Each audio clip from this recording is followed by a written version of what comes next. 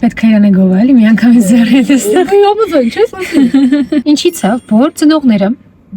իրենց երեխայի կյանքի մասին ուզում են ամեն ինչ, ամեն մանրուք շատ լավ իմանալ։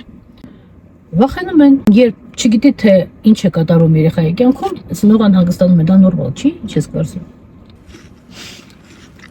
Չէ, նորմալ է իհարկե, բայց այստեղ կա մի շատ մեծ բայց։ Այդ քո ասած անհանգստությունը կարող վերածվի անընդհատ կրկնվող ուր ես, ում հետ ես, քիչ ես պատասխանում, ինչ ես անում ու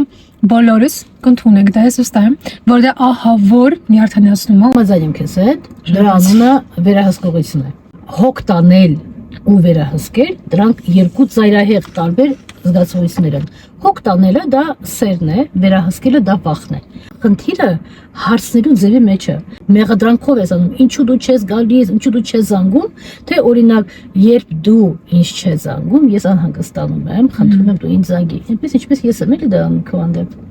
Երբ ծնողը ասում է, ես քո ծնողն եմ, փաստա չէ։ Չես կարա հերքես, չես կարա կռվես հետ։ Ես քո ծնողն եմ ու ես իրավունք ունեմ քո կյանքի մասին ամեն ինչ իմանալ, չէ՞ որ ես քո ծնողն եմ։ Կախված է թե այդ երեխան քանի տարեկան երեխա է։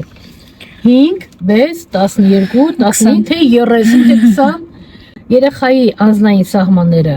լայնանում են, ծնողի անձնային սահմանները ինչքան էլ ցավոտ լինի սիրելի ծնողները մեզ համար դա ընդունելը պետք է նեղանան։ Շատ ծնողներ մտածում են, որ եթե երեխային ազատ թողնես, հա,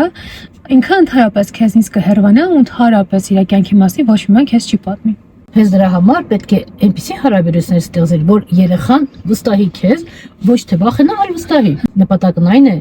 որ եթե երեխայի կյանքում ինչ որ կարևոր բան լինի, առաջինը քեզ հիշի ու գա քեզ ասի, իմանալով, որ դու իր համար անվտանգ տարածք ես։ Էս արդեն ուրիշ բան, հա։